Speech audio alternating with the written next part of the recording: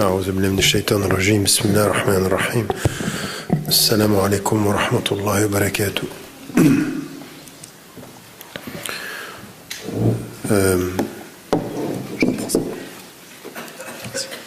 C'est pour le temps. Non. J'aimerais saluer l'association qui est là et nos frères et sœurs qui sont venus ce soir écouter.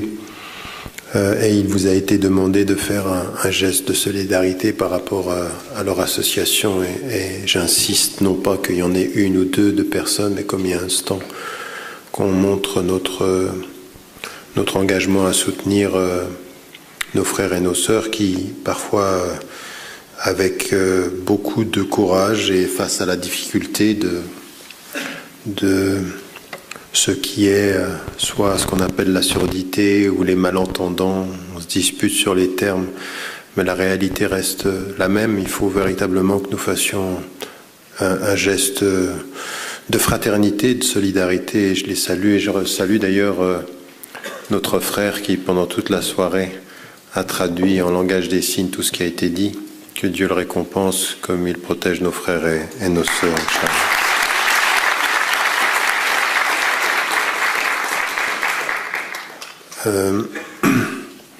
Comme il a été dit, ce que nous essayons de faire dans the European Muslim Network, c'est aussi de ne pas oublier qu'au-delà des questions qui sont liées à l'Europe, il y a cette dimension de European Muslim, c'est d'être un Européen musulman, un musulman européen. Et il y a une chose qui n'a pas véritablement été dite tout à l'heure dans les contributions possibles, qu'on traduit souvent dans la dimension de la spiritualité. On a de la difficulté même à traduire ce terme en arabe, parce que quand on parle de rohaniya, c'est pas exactement ça. Quand on parle c'est plutôt l'idée de rabbaniya, c'est-à-dire être empli de la présence du divin qui donne sens à notre vie.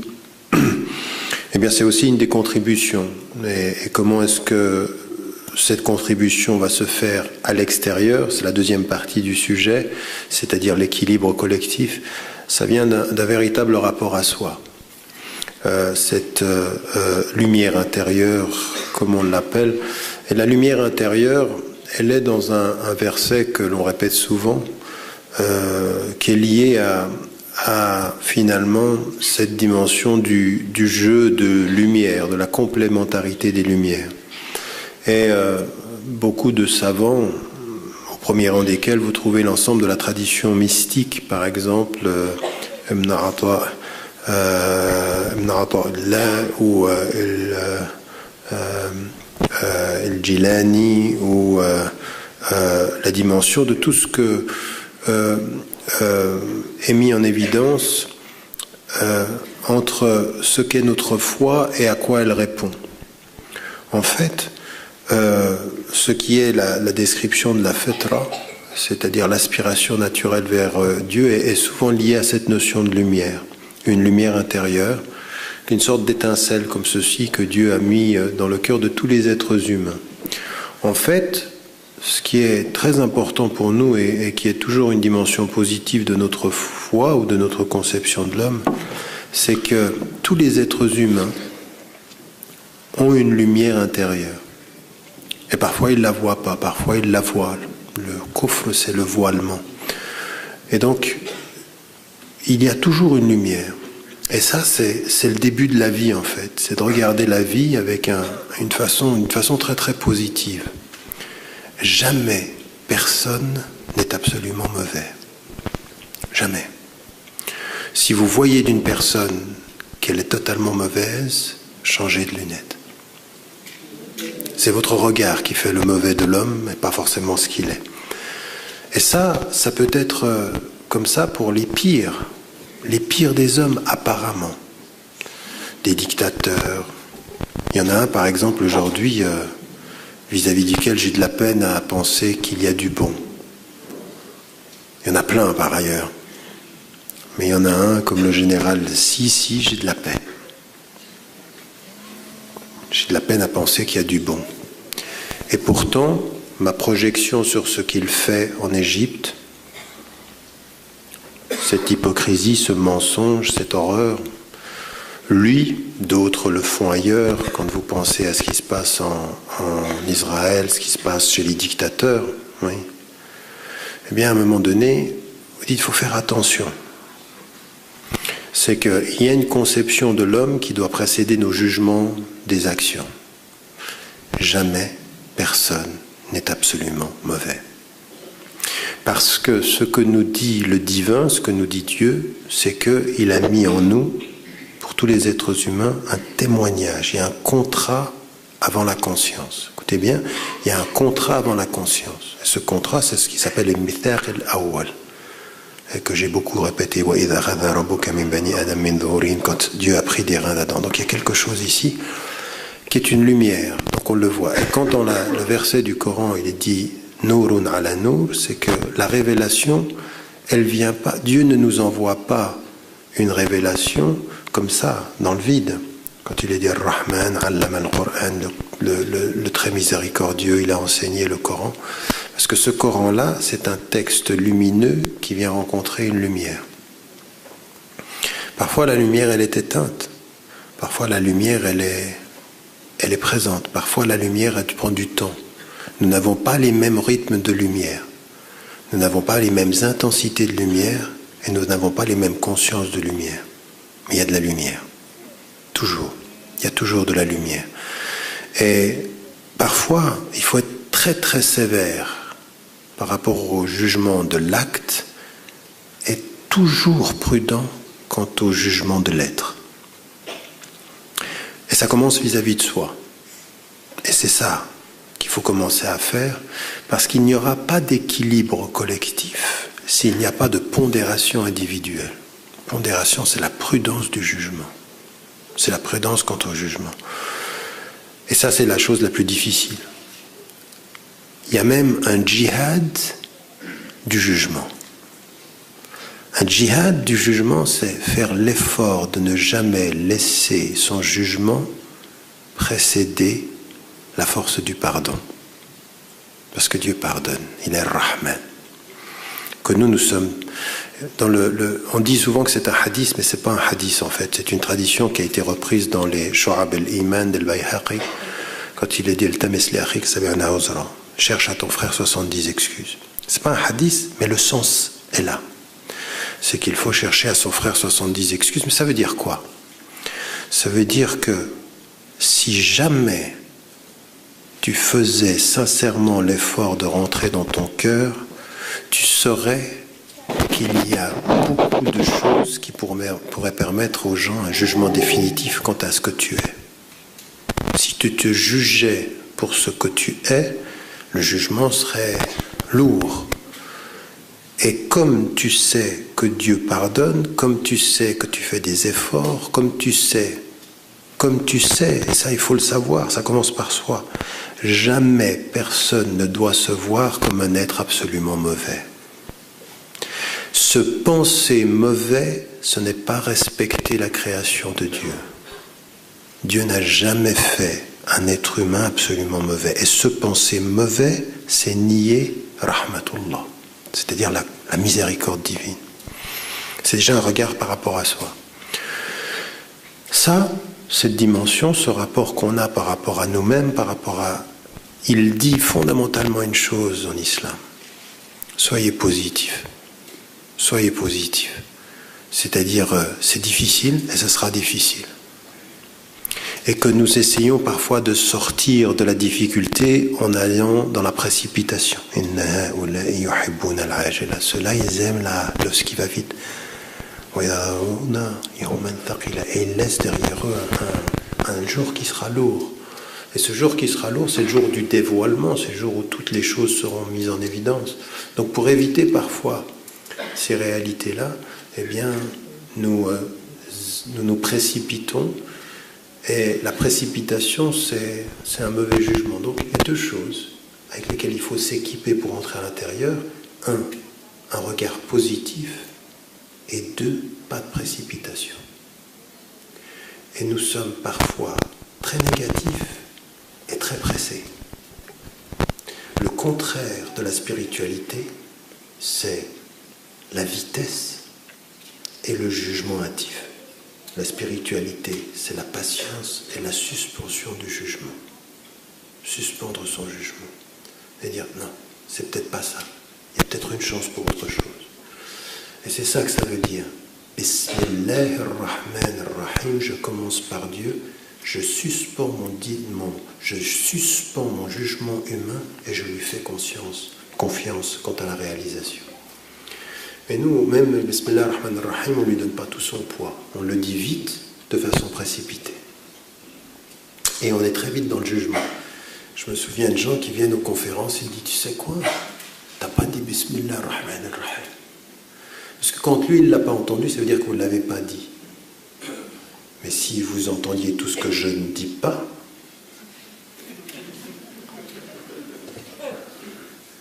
ça permettrait d'inverser les choses. Il se peut que vous n'entendiez pas ce que je dis. Et que c'est ça, être avec Dieu. Être avec Dieu, c'est pouvoir parler les lèvres fermées. Parce que c'est comme ça l'amour. L'amour, c'est parfois, j'ai rien dit, mais tu as tout entendu. Ceux qui nous aiment, ils entendent ce qu'on ne dit pas. Ceux qui nous aiment entendent ce qu'ils ne disent pas. Le langage de l'amour, il n'y a pas besoin de mots. Le langage avec Dieu, c'est comme ça aussi. Et donc, il faut véritablement commencer par ça. C'est dans ce regard. Cette lumière intérieure, elle est dans la suspension du jugement et jamais dans la précipitation. Toujours avec prendre son temps. Le djihad de la lenteur. En 2013, être lent, prendre son temps pour manger, penser, réfléchir, écouter, partager, servir, donner, revenir, c'est un vrai djihad. Des fois, on a envie de dire aux gens, prends ton temps. Moi, ça, je me dis ça souvent, parce que je suis souvent en retard. Ça voudra dire que je prends mon temps. Vous voyez que c'est tout à fait... Vous êtes dans une relation avec quelqu'un et vous êtes en train de lui donner du temps parce qu'il en a besoin, mais vous êtes en train de prendre du temps au suivant. Éthiquement, c'est halal ou haram. Dire à quelqu'un, je suis en retard par rapport à ton cœur parce que mon cœur était accroché à un autre cœur, ça va? Tu peux le comprendre? Tout le monde dit, oui, mais quand même. Ça, c'est les réalités de la vie. C'est la réalité de la vie, dans cette suspension, dans ce temps, et ensuite on vient. Et puis après, on se souvient d'une chose, tout à fait particulière, parce que quand on vient à l'intérieur, dans la suspension du jugement, pourquoi est-ce qu'il faut suspendre son jugement? Parce que toute notre vie, qu'est-ce que c'est?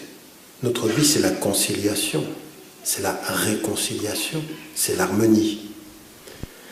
Rien dans la tradition musulmane, jamais la tradition musulmane, jamais le prophète, alayhi salam, ne nous a enseigné de nier quelque chose de nous. Jamais. Nous n'avons rien à nier. Le sermon de Jésus sur la montagne qui dit « Si ton œil est attiré par une femme, tu arraches ton œil » est l'opposé de la tradition musulmane. La tradition musulmane ne dit pas « arrache ton œil », la tradition musulmane dit « baisse-le ». Baisse-le. Descends. Ça veut dire quoi? Ça veut dire ton œil, maîtrise-le, mais c'est ton œil. T'arraches rien, tu gères tout, mais t'arraches rien. Cette dimension de la maîtrise, elle vient d'où? Comment est-ce qu'on va la vivre? Qu'est-ce qu'elle va impliquer? Elle va impliquer que nous ne nions rien de ce que nous sommes, mais nous sommes toujours dans l'harmonisation de ce que nous sommes, l'harmonie. Et c'est l'harmonie des opposés, c'est l'harmonie des contraires, c'est l'harmonie des tensions, c'est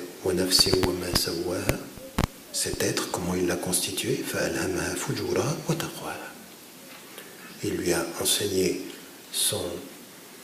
sa potentielle perversité, il lui a donné ça, la potentielle perversité, qui est Zuykin al-Nas, l'attraction, et puis, c'est cette dimension. Dieu a fait en vote que on est toujours dans cette conciliation-là. Et là, vous revenez à une figure. Et c'est la figure d'Abraham. Ibrahim alayhi salam. Inna Ibrahima kana umma. Abraham, c'était une umma. il était serviteur de Dieu, Hanifa, dans le sens de l'unique, il était dans l'unique. Regardez comment est construit le verset. Un homme est une communauté qui sert l'unique. Ça veut dire quoi, cette communauté?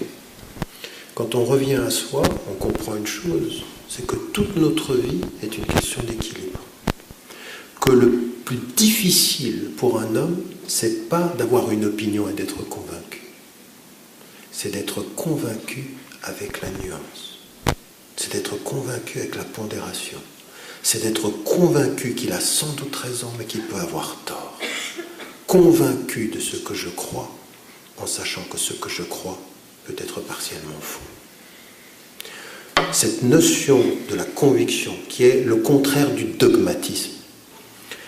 Souvent, on vient vers moi et on parle de mon grand-père, rahimahullah, par des gens, je l'ai souvent répété, qui n'ont rien lu de lui et pas entendu. Et moi, des fois, je suis tombé sur des choses qui m'ont sidéré.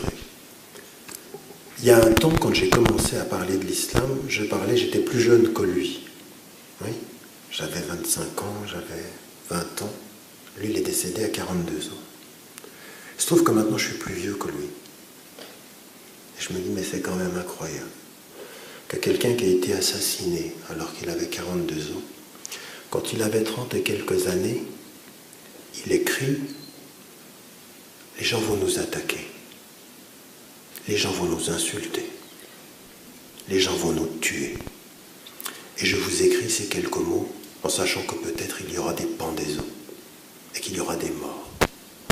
Nous lutterons face aux gens par la force de l'amour.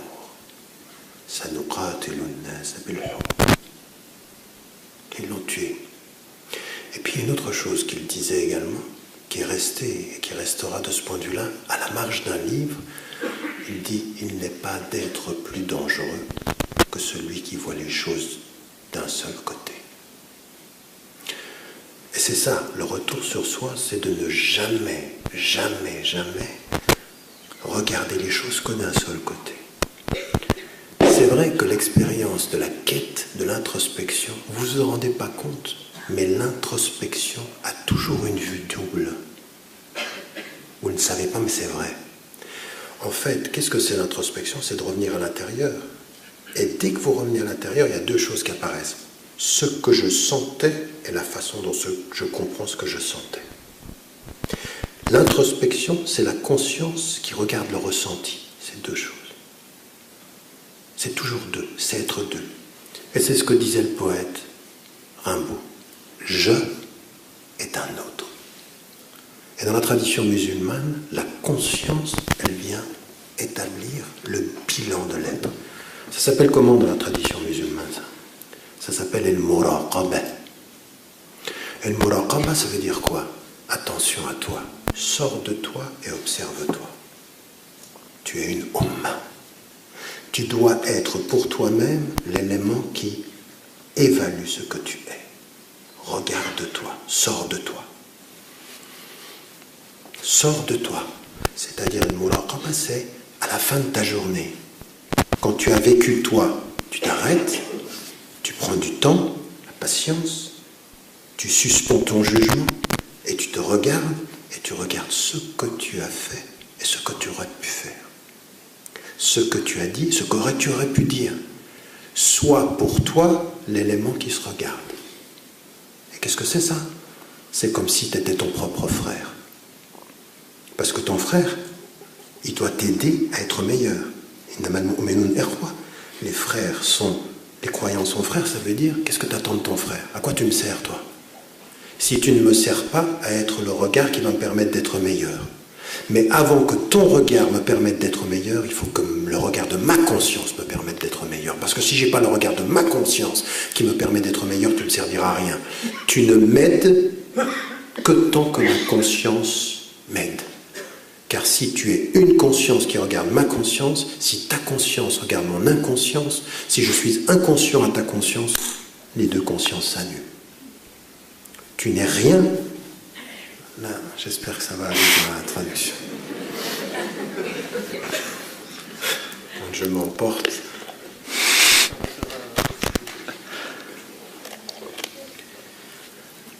Donc, ce que je voulais dire par cela, c'est que quand il est dit, et on peut aller très très loin,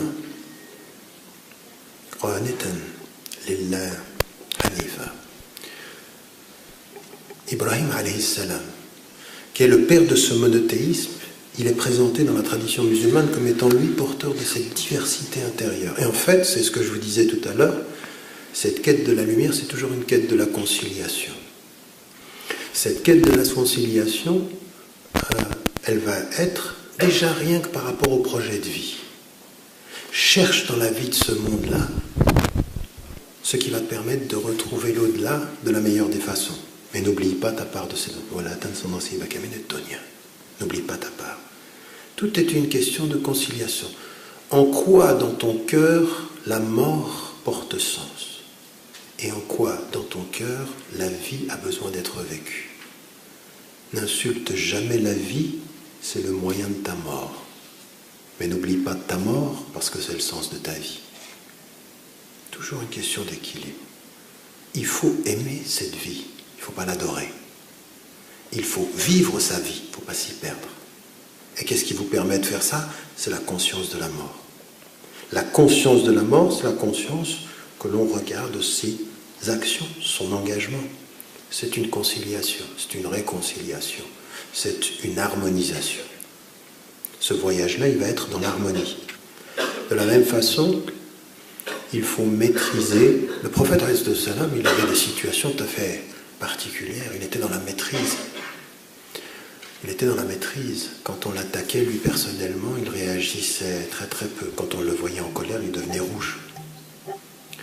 Mais si on touchait à la justice des êtres, il se levait. Il était dans la pondération quant à soi, au courage quant à autrui. Et ça vient de l'intérieur, ça. Ça vient de ce retour à l'intérieur. Toujours dans cet équilibre, encore une fois. Qu'on retrouve, c'est ça, nous sommes une umma. Et ce qu'on doit faire à l'intérieur, c'est essayer d'équilibrer nos réalités.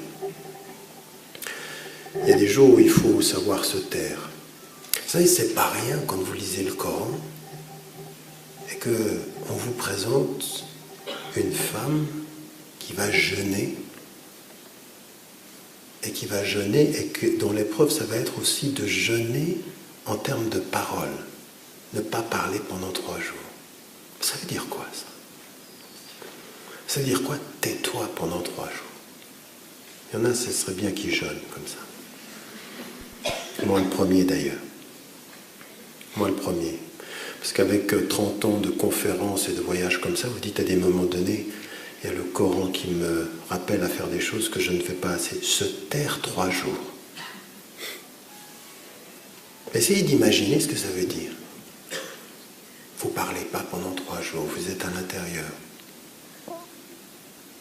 Eh bien, toute cette dimension parfois nos frères et nos sœurs qui, par handicap ou par volonté ou par expérience de vie se taisent, nous renvoient des éléments qui nous disent « trouvez l'équilibre ».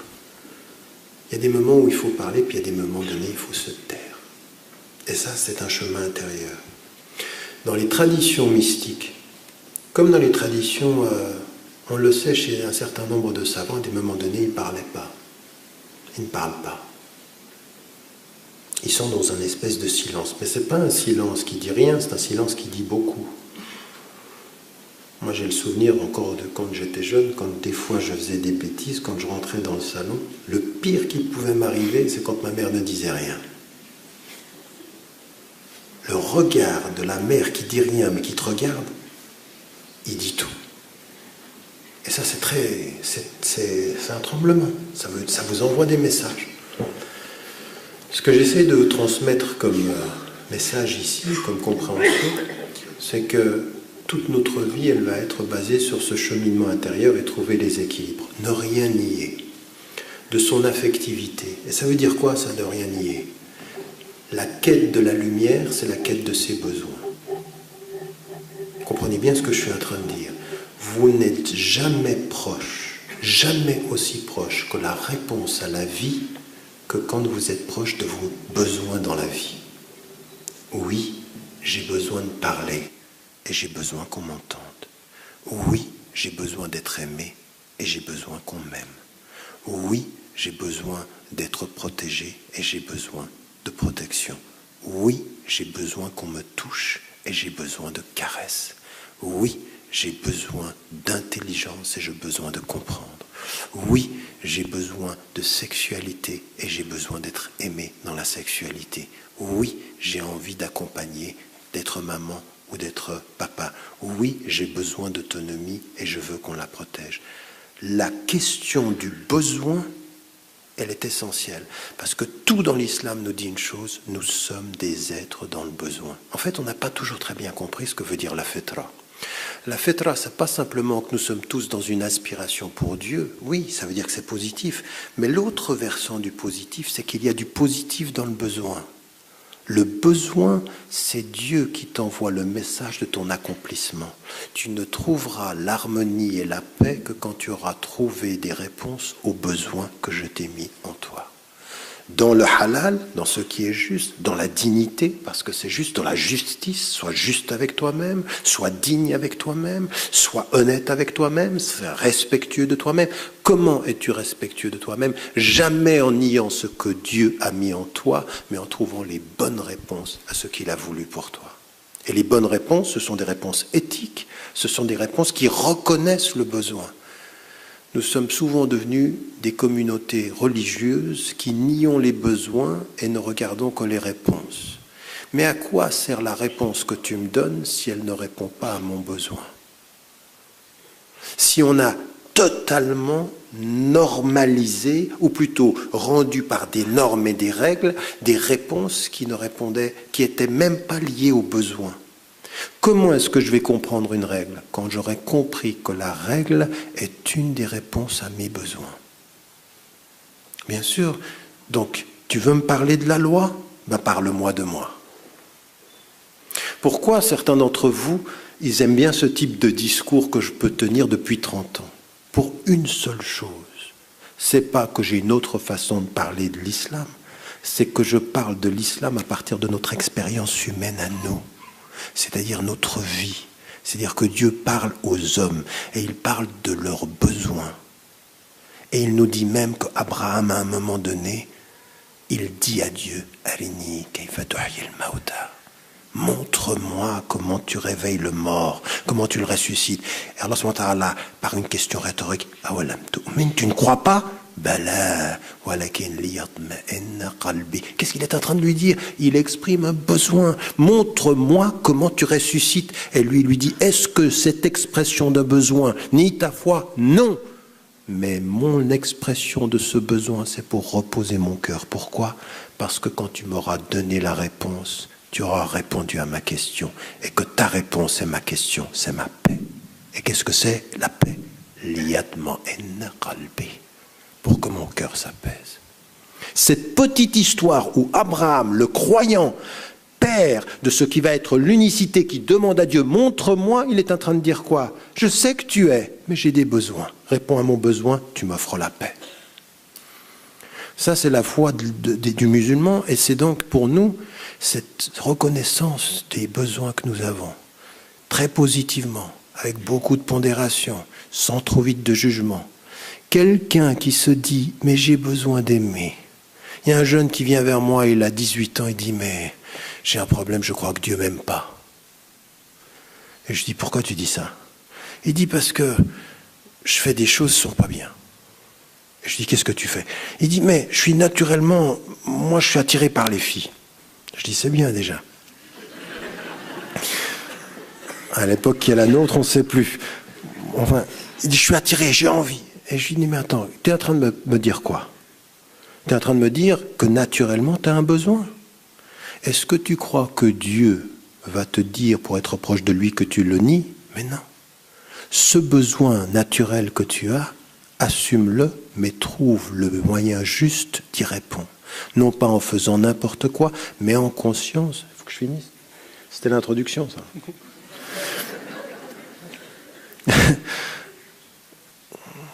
Parce que quand je suis parti dans ces choses-là, enfin bref, je vais essayer de conclure. Je suis désolé, parce que quand je pars là-dedans, je suis dans une autre... Subhanak. Qu'est-ce que je disais? Pourquoi tu m'as coupé quand je racontais cette histoire aussi? C'est pas net ça, hein? C'est une conspiration. Tu disais qu'il fallait se taire pendant 3 jours. Oui, oui, je reprenne. Il me dit reprends, il fallait se taire pendant 3 jours.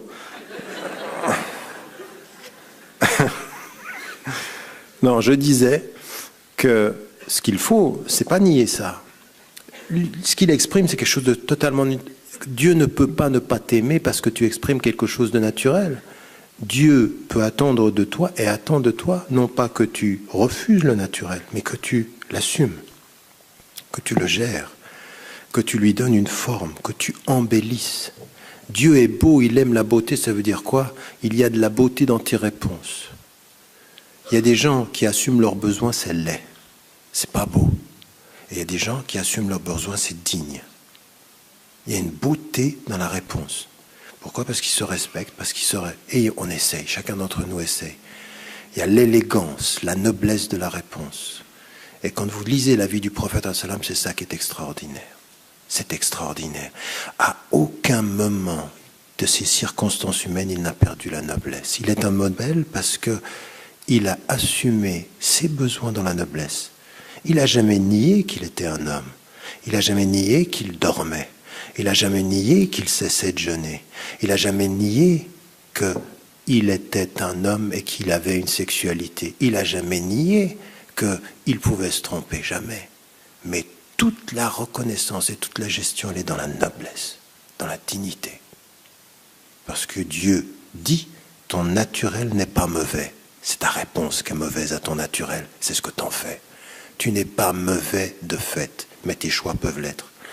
Et ça nous amène dans cette dimension de... Vous imaginez bien que quand vous commencez à travailler sur vous-même comme ceci, vous sortez de vous-même et vous commencez à comprendre que ce que vous faites pour vous-même, il faut le faire dans la société. C'est-à-dire trouver cette espèce d'équilibre collectif. Et l'équilibre collectif, il commence par une chose. Si vous avez compris que parfois il y a des courants contradictoires dans votre je, que vous n'êtes pas qu'une seule personne, que vous avez la conscience de vous-même, que vous essayez de gérer, que vous êtes une seule personne, mais vous avez plusieurs dimensions dans votre personne et que vous devez simplement harmoniser. Quand vous sortez dans la société, vous apercevez que vos frères et vos sœurs en humanité, vos frères et vos sœurs dans la foi, ils sont pareils. Ils sont la même chose. En fait, c'est une société d'êtres qui essayent de trouver des harmonies singulières en eux. Et qu'à partir de ce moment-là, pour trouver l'harmonie ou l'apaisement collectif, cette paix collective, c'est une chose qu'il faut reconnaître d'abord. Reconnaître que nous sommes des individus et qu'il y a une diversité d'opinions. Il n'y a pas d'harmonie si on ne reconnaît pas la diversité. Et qu'Allah, quand il dit dans le Coran, s'il n'avait pas mis un élément comme ceci de tension entre la terre se serait corrompue. En fait, c'est la même chose avec nous-mêmes. S'il n'avait pas mis des tensions contradictoires en nous, on deviendrait des êtres secs, des êtres imbus, des êtres arrogants. Notre humilité vient de nos contradictions. Écoutez bien ce que je viens de dire. Notre humilité en conscience vient de notre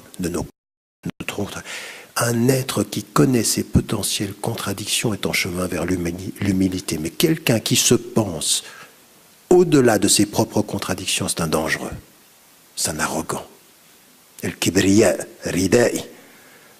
Allah il dit comment on traduit kibriya? Non, c'est pas l'arrogance, c'est l'orgueil, voilà, dans ce sentiment de supériorité, c'est mon manteau. Et celui qui veut s'associer à moi là-dedans, je le brise. C'est quand on a pensé qu'on a dépassé toutes ces contradictions. S'il y en a une ou un dans cette salle qui a pensé un jour avoir dépassé ces contradictions, il est dangereux. C'est dangereux. Donc quand on sait que ça n'arrive pas, dans la société, l'équilibre, il va passer par ceci, par la reconnaissance de cette diversité d'opinions. Et en fait, c'est de regarder l'autre, une femme, un homme, dans sa différence d'opinion en disant, tu sais quoi, on n'est pas pareil, mais tu m'es nécessaire. Et tu sais pourquoi tu n'es pas nécessaire? Tu m'es nécessaire parce que tu n'es pas pareil. C'est vrai dans un couple. Oui. Quelqu'un qui pense trouver la femme idéale ou l'homme idéal parce qu'ils se ressemblent tellement... Arrêtez avec ça. Arrêtez. Ça, c'est le meilleur moyen de briser un couple. On est deux musulmans, on s'aime, machin. Oh. C'est un peu plus compliqué que ça, la vie, quand même. Un mariage, c'est compliqué. Hein. Bonne chance. Enfin, bref. Mais c'est vrai. Et ça, c'est une question d'harmonie aussi. C'est une question où on trouve l'équilibre. On trouvait l'équilibre, c'est cette recherche-là. C'est ce que faisait le prophète, qui pouvait à des moments... On a des histoires où à un moment donné, il se retire. Il s'est retiré pendant 1 mois. Et puis il y a des histoires de jalousie. Mais la première des dispositions, c'est de reconnaître la diversité. Et quand on a reconnu la diversité, en fait, l'équilibre, l'harmonie collective, qu'est-ce que c'est? C'est tirer de la diversité ce qui est positif chez chacun. Tout à l'heure, j'avais une discussion avec un des frères et il faisait référence à ce qu'avait dit un jour Hassan Iqiyoussen, où par rapport aux gens, quand vous avez des gens qui ont différentes opinions, il dit il faut être comme une abeille. Tu prends le bien là où tu le trouves, puis après tu fais ton miel. Et c'est vrai en fait. L'équilibre et l'harmonie, c'est toujours ceci. En fait, c'est de la même façon que vous êtes positif dans le regard que vous portez sur vous-même, il faut être positif dans le regard que vous portez sur les êtres. Et il faut changer de lunettes. Quand Allah subhanahu wa ta'ala appelle le prophète et il lui dit « Iqra », il lui dit « lis », il lui dit « lis ». Comprends, change de lunettes maintenant. Maintenant, c'est fini. C'est plus un monde sans Dieu, c'est un monde avec moi, et qu'un monde avec moi ne se regarde plus de la même façon. Et quand vous regardez un être humain, quand vous regardez un être humain avec Dieu, c'est plus de la même façon. C'est de regarder toutes les potentialités positives. Se protéger de tout ce qui est le mal humain, c'est ce qui vient, les dernières sourates du Coran, se protéger de l'humain, mais avoir la potentialité de voir ce qui est le bien. Et c'est le prophète, c'est comme ça qu'il faisait avec les compagnons. C'est-à-dire, il a créé une harmonie collective par la surdétermination du bien de chacun. Je sais que tu as des défauts. Je sais, personne n'est parfait, tu as des défauts. Mais ce qui va me permettre de constituer la force du collectif, c'est de m'appuyer sur les qualités de chacun et non pas d'être perturbé par les défauts. Je vais prendre de toi ce qu'il y a de meilleur en toi. Quant à ce qui est de mal en toi, tu te débrouilles avec. C'est toi et ton destin. Mais je vais prendre cette dimension-là, c'est comme ça qu'on constitue cette harmonie collective. Reconnaître qu'on a besoin parfois d'opposition, qu'on a besoin de dialogue, qu'on a besoin de confrontation. Que Dieu, Azza wa Jal, qu'est-ce qu'il a voulu? Il a voulu la diversité des cultures, la diversité des tribus, la diversité des religions. Il a fait de nous, de la diversité, la nécessité du risque et la nécessité du courage de faire face à ce risque-là. Et donc, il faut être courageux pour gérer ça. Il faut avoir cette capacité-là. Et donc, après, l'harmonie collective, c'est jamais quelque chose d'acquis. Ça se recommence tout le temps. Oui? C'est comme un couple. Je veux dire, quand on s'entend bien un soir, rien n'est acquis pour le soir suivant. C'est toujours à recommencer. C'est toujours à recommencer. Dans la société, c'est pareil. C'est toujours cette dimension. Et ça demande de la conscience, une surdétermination de la conscience. Vous savez comment ça s'appelle ceci? Ça s'appelle les dhikr. C'est pour ça qu'il faut se rappeler de Dieu souvent, parce qu'il est le liant, il est le tawhid dans notre vie. Il est l'axe, il est la lumière. Et c'est avec lui, comme ceci, qu'on construit systématiquement, qu'on remet les choses sur la tâche. Et puis, on est des êtres humains. Il faut même dans cette lutte, et le djihad, là, il faut même dans cela savoir se reposer. C'est pour ça que le prophète, vous savez, le prophète, quand il entendait l'appel à la prière, c'était un moment de... Il voulait que ce soit beau. Il voulait que l'appel à la prière, ça permette d'apaiser. Il faut que ce soit beau. Et l'appel à la prière, c'est beau. Pas toujours. Mais ça doit l'être. Il faut maintenir ce beau, parce que ça nous apaise. Ça, une heure pour ça, une heure pour ça, repose-toi. Mais repose-toi avec dignité. Le prophète, quand Abu Bakr al-Siddiq il rentre, et puis qu'il veut arrêter les femmes qui chantent, il lui dit non, c'est un jour de fête. Doucement. Ne juge pas de notre divertissement par la force de ton adoration. Tu sais pourquoi? Parce que notre divertissement peut être une adoration. Même avec ça, il faut être dans l'équilibre. Même avec ça, il faut être dans l'harmonie. Et ça, c'est tout un travail qu'il faut s'habituer à voir dans la collectivité, faire ce travail avec ses frères, avec ses sœurs. Et à partir d'un certain moment, et je m'arrêterai là, réussir à composer avec sa conscience. Il nous faut une fraternité réelle. L'harmonie, ça passe par la fraternité. Et la fraternité, c'est pas de tout accepter. La fraternité, c'est de savoir être critique, mais soit critique, mais toujours, vous savez, c'est ce qui est dit dans le hadith, c'est husn al-dhann. Ça, c'est un vrai djihad, husn al-dhann. Parce qu'en fait, si vous vous observez vous-même, vous savez des fois combien vous êtes tordu. Franchement, on est tordu des fois. Des fois, on est vraiment, franchement, si on savait comme on a pensé à des trucs, on se dit, mais là, je suis vraiment tordu de chez tordu. On le sait, ça. Il y a quelqu'un qui vient vers vous qui dit, moi, tu sais, je suis droit. Méfiez-vous de ceux qui vous disent tout de suite qu'ils sont droits. Il y a même des façons tordues de dire qu'on est droit. Mais on l'est. On l'est. Des fois, on n'est pas net. Et quand on voit ceci, alors le prophète, qu'est-ce qu'il nous dit? Il nous dit par rapport aux êtres humains, quand tu te regardes, tu te vois parfois être pas bien. Mais tu sais au fond que tu n'es pas aussi mauvais que ces moments où tu n'es pas bien. Oui? Tu sais que tu n'es pas que ça. Tu n'es pas que ce tordu. Tu as du cœur, tu donnes. Donc tu dois te regarder positivement, ce que je disais tout à l'heure. Le prophète, il a dit, par rapport à ça, quand vous êtes en face de quelqu'un, vous devez avoir husn dhann. C'est-à-dire, vous devez lui donner un préalable favorable. Il n'est pas ce que vous pensez de lui ou pouvez penser de lui dans le pire. Et ça, c'est les lunettes que vous devez avoir. De se dire, nul n'est parfait. De se dire, on a tous commis un jour ou l'autre des erreurs. Mais ne jamais réduire l'autre à son potentiel d'erreur, mais à ses capacités de bien. Husn dhann. Et même quand on pourrait lui prêter le pire des intentions, supposer, essayer, comprendre qu'il peut être autre chose que l'erreur qu'on a vue. Ça, c'est un vrai djihad, c'est un vrai travail. Dans le langage bouddhiste, ça s'appelle la compassion. Dans le langage islamique, ça s'appelle le rahma. Et c'est pas tout à fait pareil. Vous savez ce qui n'est pas pareil, et je termine là-dessus, vous vous en souviendrez, souvenez-vous de ça toute votre vie. Toute votre vie. Dans Rahma, il y a Silat al-Rahim. Et Silat al-Rahim, il y a cette dimension de Rahma qui vient de l'amour qui vient des entrailles, de l'intérieur. Et en fait, c'est quelque chose de tout à fait particulier, c'est le secret de la maternité. Le secret de la maternité, c'est qu'une maman, les papas, c'est aussi comme ça, mais c'est tout à fait singulier chez les mamans. C'est-à-dire qu'à un moment donné, il y a quelque chose qui vient de l'intérieur.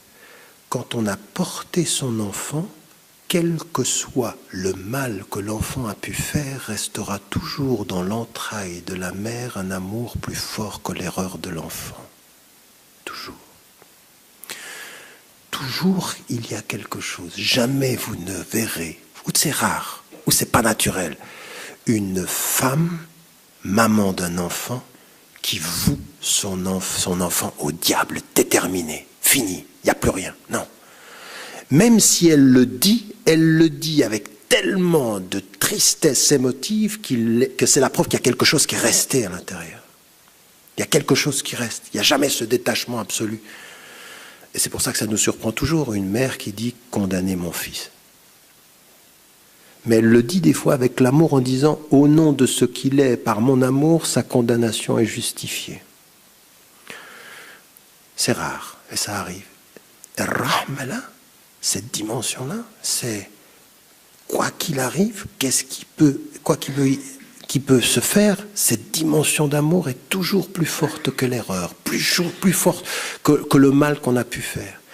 Eh bien, Allah subhanahu wa ta'ala, il est avec nous 1000 fois, 10 000 fois, 100 000 fois, plus que ce que nous pourrions imaginer, il est comme ça avec nous. Il se pourrait que la force de son amour à notre égard, quand nous essayons de nous rapprocher de lui, soit 1000 fois, 10 000 fois, de façon inimaginablement plus forte que les erreurs qu'on a pu faire. Vous savez pourquoi? Parce qu'il s'appelle Ar-Rahman. Et que ce qu'il nous demande d'être, c'est de comprendre que l'idéal pour nous, humains, c'est de réussir parfois à être avec nos frères comme certaines mères peuvent être avec leurs enfants. Et ça, c'est le vrai djihad. Silat ar-Rahim, s'approcher de Rahman. Le nom de Dieu pour que nous comprenions que ça, c'est un objectif. Qu'il n'y aura pas d'harmonie si nous ne luttons pas contre nos jugements trop hâtifs et que nous ne développons pas cette dimension de Rahman. Le dernier élément, c'est le prophète as-salam. Mais voyez, c'est tellement simple. C'est tellement simple. Lui, il le fait avec un enfant. Il embrasse un enfant. Puis il y a un bédouin qui lui dit, moi j'ai 10 enfants, j'en embrasse pas un. Elle lui dit, ça c'est Rahma. Ça c'est la Rahma que Dieu a mis dans le cœur des Ruhama. Et qu'est-ce qu'il nous dit dans le Coran? Ruhama. Qu'est-ce qu'on doit être, nous, entre eux? Ruhama. Comment sont les croyants? Ruhama bainahum. Ils portent cette force-là. Ça, c'est l'élément, le liant. Le liant, c'est pas de s'asseoir sur une chaise puis de dire, moi, je ne juge pas. Le liant, c'est pas d'accepter les gens comme ils sont. Tout ça, c'est du verbillage. Franchement, vous n'avez jamais véritablement accepté une personne comme elle était. Au fond, jamais on l'accepte exactement comme il m'énerve.